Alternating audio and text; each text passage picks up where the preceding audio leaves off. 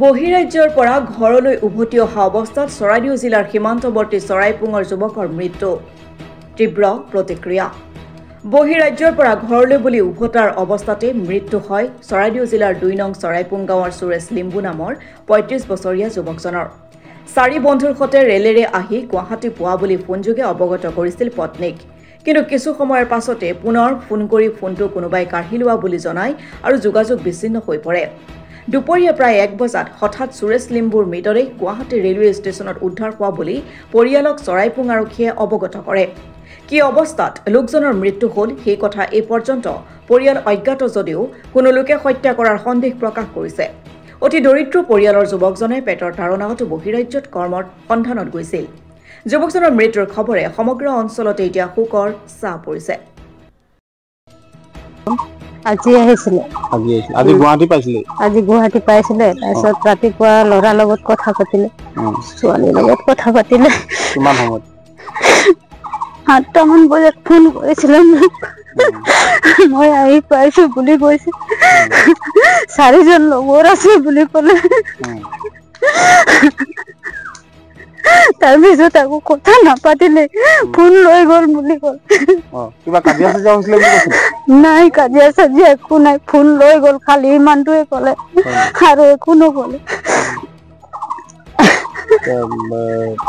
ক'ত আছে তেওঁ গুৱাহাটী GMC ওচৰত আছে বুলি আনিবলৈ গৈছে নি কোনোবাই কোনোৱে নাই যোৱা যাব এতিয়া আপোনাক খবৰটো কোনে দিলে খবৰটো থানাৰ পৰা ফোন কৰিছিলে মোক আজি ৰাত দুপৰীয়া টাইমত ক'ৰ পৰা আহি আছিলে মই বগানৰ পৰা আহিছিলো তেওঁ ক'ত কাম কৰিবলৈ গৈছিলে সেইটোতো নাজানো ক'ত কাম কৰিব খালি গুৱাহাটীত পাইছো বুলি ক'লে কিমান দিন হৈছিলে যোৱা ইয়াৰ পৰা বেছি দিন হোৱাই নাই যোৱাটো 2 মাহ মান হ'ল নে 4 মাহ মান হ'ব 4 মাহ মান হ'ল কি ক'ব এজন আচলতে ট্ৰেইনৰ পৰা পৰি মৃত্যু হোৱা বুলি জনাইছে কি ক'ব অতিকে বিহুবতৰ দুখৰ খবৰ যোৱা বছৰ অক্টোবৰ নৱেম্বৰৰ ভিতৰত ইয়াৰ পৰা নিজৰ ঘৰৰ অসুবিধাৰ কাৰণ বেংগলুৰুলৈ গৈছিলে যাতে নিজৰ মানে বহুত আৰু জানে ইয়াত ধাৰ ঋণ থাকে হয় নাজানে এই এটা চিন্তা ভাৱ লৈ গৈছিলে কাম কৰিম বুলি যাতে যোৱাৰ পিছত 2-3 মাহ ভালকৈ কাম কৰিলে আৰু আজি যাতে মানে আজি 2 দিন আগত মই শুনা মতাবিক মানুহজনী কোৱা মতাবিক মানে কিবা অসুবিধাৰ কাৰণ কি কৈছে ভাল লগা নাই মই ঘৰলৈ আহিম বুলি ক'লে তাৰপিছত মানুহজনীয়ে ক'লে বোলে ঘৰত তো আজি 2 দিন আগত তাৰ পৰা ওলোৱাৰ পিছত ফোন কৰি আছে বোলে নেকি পাই আছোঁ তাৰপিছত আজি ৰাতিপুৱাও ফোন কৰিলে বোলে 7টা-8টামান বজাৰ ভিতৰত মই গুৱাহাটী পাবলৈ হৈছোঁ বুলি ক'লে তাৰপিছত শুনিছোঁ আকৌ 10টা-11টামান বজাত নাই বোলে তেওঁ ডেথ ক'ৰ পাইছিলে এই বেংগলোৰৰ পৰা আহিছে তেতিয়া ফোন কৰোঁতে গুৱাহাটী পোৱা বুলি কৈছিলে মানে গুৱাহাটী সোমালো আৰু পাম এনেকা বুলি কৈছিলে বোলে তাৰপিছত 7টামান বজাত তাৰপিছত 12টা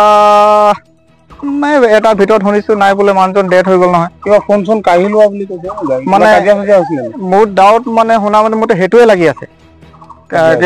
কিবা এটা মানে সি এটা বলিত মানে সি ফচিলে লগততো শুনা মতে মইতো অকলে আছো বুলি কৈ আছিলে সি লেকিন মই এইটোৱে হেৰি কৰিছোঁ যে সি কাৰোবাৰ মানে হেৰিত বলিত পৰি আজি এইটো অৱস্থা তাৰ হ'ল মানে যে যাতে বহুত দুখৰ কথা হয় আৰু এনেকুৱা অৱস্থা সিহঁতৰ আজি ডেটটো তাত আছে ডেটটো আনিবলৈ সিহঁতৰ একো সুবিধা নাই তো গতিকে মই এইটোৱে অনুৰোধ কৰিছোঁ চৰকাৰক যে কিবা এটা সুবিধা কৰি দিয়ে যেন সেইটো এতিয়ালৈকে ফোনটো কৰিছে বাকীটো খবৰ খাতি একোটা লোৱা নাই যাতে এতিয়া আমি খবৰটো ল'বলৈ আহিছোঁ কি কেনেকুৱা বুলি শুনিছোঁ তো কৈছে আমাৰতো একো উপায় নাই এতিয়া ডেড বডিটো আনিবলৈ ডেড বডি তাৰ পৰা আনিম বুলি ক'লে পইচা বহুত লাগিব পইচা পাতি নাই সিহঁতৰ অৱস্থা বহুত বেয়া আছে তো গতিকে ইয়াৰ পৰা এতিয়া শুনিছোঁ ককাই ভাই 2জনমান আছে তাহাঁতৰো খুব বেয়া কেলেকেতো বেমাৰী তাহাঁতিও এতিয়া যাওঁ বুলি ক'লে বোলে তাত এতিয়া টিকেট কাটিবও পইচা নাই খুবেই বেয়া অৱস্থা সেইটো কাৰণ মই এটাই অনুৰোধ জনাইছোঁ যে যাতে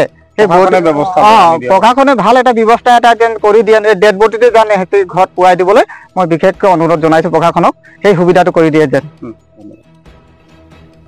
হাবিখতিৰ পৰা ৰাজীৱ কলিতাৰ ৰিপৰ্ট অসম টুডে।